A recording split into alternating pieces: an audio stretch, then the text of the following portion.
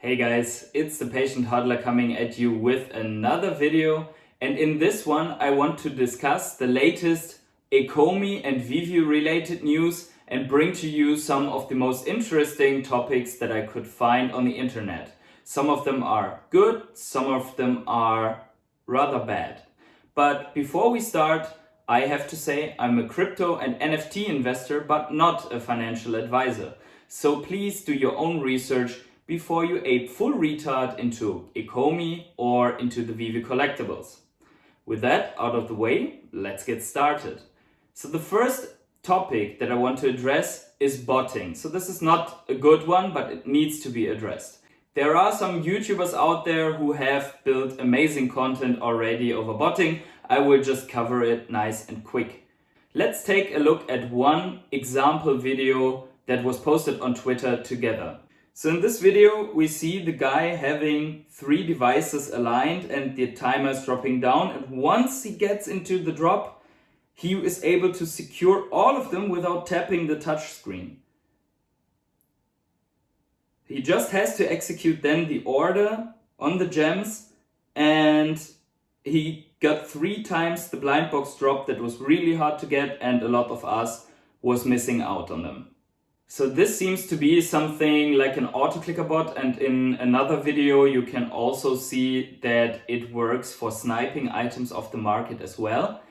But the main point here is that we have a clear failure in the system because there is no such thing that at least delays the process for someone who is getting the drop on multiple devices. So this could be a capture or something that you have to fill in before you can execute the drop, and someone who would have it on 10 devices could not do it.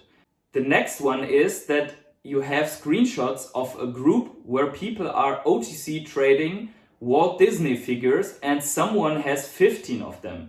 Now, if this is legit or not, I don't know, but it is clearly a bad look, and it seems like that this guy got those statues by botting and having a bot enabled that basically executes the buy within milliseconds, so that a normal tapping, even an align gate or for the drops at the pre-tapping, doesn't stand a chance. So this needs to be addressed by the Veve team and also needs to be sorted out. No one expects to get rid of all of the bots, but it cannot be that these videos are circling around the space, especially on drops like the Walt Disney statue, which is an iconic, very interesting drop.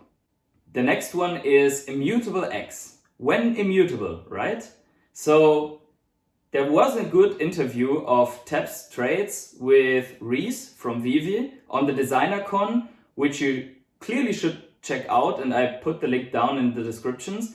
And in this one, Reese answered to the question that Immutable X has been delayed to after DesignerCon 1 or 2 weeks because of the masses of drops, that everything should at least or was planned to go smoothly during the drops. He also mentioned that Veve Ecomi is the first to really move to Immutable X, so there is no experience to base on how quick this could go or which problems you would face. So I think in the sense of when immutable, we have to cut them some slack. I have shown it in the last video. So we had the screenshot of Immutable X actually posting that it is on track. And also, if we look closely at the drop screen, in the subtext we can see that it is able to send these objects, these NFTs that we are getting on the app, to Immutable X wallets. So it's already there, it's already in the text, confirmed by Immutable X, and just a matter of time. So we need to be patient, more patient than meme coin investors, right? I found this article on the internet, which is from The Guardian, stating that Disney is coming out, or at least announced, an own Metaverse. So they want to do storytelling without boundaries, and you could imagine this probably like setting up some goggles and then see Mickey Mouse and Donald Duck chasing through the living room and having the figurines and stories pulled out of the flat TV and put it in a 3-dimensional experienceable environment. But I have seen a lot of people already freaking out. If Disney is coming out with their own metaverse, then what is Veve doing with the VEVEVERSE? Is this something that contradicts each other? And we can only speculate, we can only theorize, but we have the same week just ended all the golden moments with the biggest brands of Disney on the Veve app. Mickey Mouse and Walt Disney. We had Star Wars, we had Frozen, we had Pixar, we had The Simpsons. So it's very unlikely that Disney is just going to announce something that breaks with Veve right during and on the latest days of their drop launching in the Veve app. So there must be something else with it, and I think it's more about the whole nature of where Veve fits into the metaverse style. So obviously there will be a VEVEVERSE where you can experience the NFTs in that specific metaverse. But I think there will be a certain degree of interoperability. And Disney has to come out with something like that because the other big players in the market like Meta, Facebook are all capitalizing on the trend and bringing out news, so Disney has to do that as well, but doesn't mean that Veve is not part of it anymore. And actually in the AMA at DesignerCon, Reese stated that he is pretty sure that Disney will put all their weight, quote, behind Veve. So I think it's more that Veve could find themselves as a metaverse, but also as a interoperable chain between all these other metaverses. And if you think it through, maybe it's more profitable and causes more OMI burn if you could take your hoverboard, your Disney statue, your Marvel comic to Decentraland, to Facebook Meta, to Disney Meta and whatever. So depending on which licenses are allowed in which metaverse and so on, could be also that you have this pillar in the middle, one metaverse that is spreading out into the other ones. And the center of all of this could be the Marvel, Disney and Warner Bros. And so on town in the VEVEVERSE with this special focus on collectibles, entertainment, store, shop. But we also had Noah and Reese at the AMA state that they are working together with third-party development studios that are also working, for example, for production to Call of Duty. And with them hiring a game developing experienced intern, this could be, well, the link between one of these third-party companies and Veve itself. So in my opinion, it's very good to hear that they are not trying to build the whole gamification and gaming experience on their own, but they are going to scale this up through third-party suppliers. So the next one on my list is that the Veve app has been the top grossing app before YouTube and all the other big apps in the US in the app stores. So this is very big news with over 100 downloads, and we have heard also from the AMA, and I'm referring a lot to it because it contains so much good information. Check it out in the link. Scaling is now the top priority after the DesignerCon and the Disney drops at the moment, and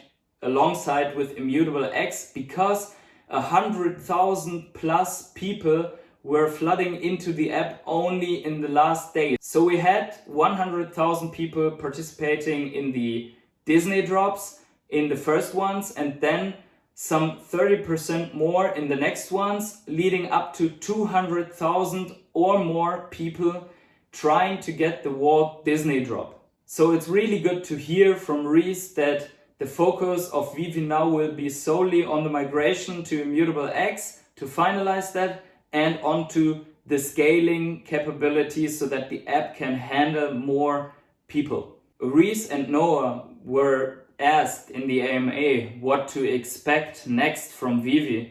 We have heard a lot of stuff that we could see in the coming weeks. One of these could be Showroom 2.0, as stated, would be in the next 1 or 2 weeks. Plus, we give a little delay tolerance. But here's one interesting thing. It could be that we will be able to display the comics in that showroom. And if that is the case, the prices of the comics might change rapidly. So could be the last chance to scoop some up that are really cheap at the moment. Another thing that we heard from the AMA is that probably we get not only new drops and new big licensors, but also new collectible types. So what I could imagine as new collectible types are special coins or trading cards or something of that type. The last thing I want to mention is something that I have discussed in a previous video regarding the whole burn mechanism. Check it out here in the link above. And there was some question regarding how we could expect giving more value from burns to users when the burns only happen from the reserve wallet that is filled with 250 billion or so Ecomi tokens. This is a very good question, and the answer of Reese was that we can expect users and Ecomi holders, if they use the token from the market to buy collectibles, that the burn that is occurring will not happen from the reserve wallet, but will happen from the circulating supply. So we would have a quote-unquote double burn mechanism that we get more value out of our investments. So this is very interesting to me. So overall, I think this is very good news for us as Ecomi holders. Besides the bot topic, the other topics are very interesting and leaving us biased bullish for the Ecomi token. Makes me want to accumulate more Ecomi in the following weeks, which I will do if we don't see some straight green line because Immutable is ready. And with that said, I hope you enjoyed the video. Please let me know in the comments what you think about Ecomi and the news that I have covered here. Also, please subscribe to my channel, leave a like, tap the bell, and with that said, wherever you are on the world, have yourselves a great day and see you in the next video. Thank you very much for watching.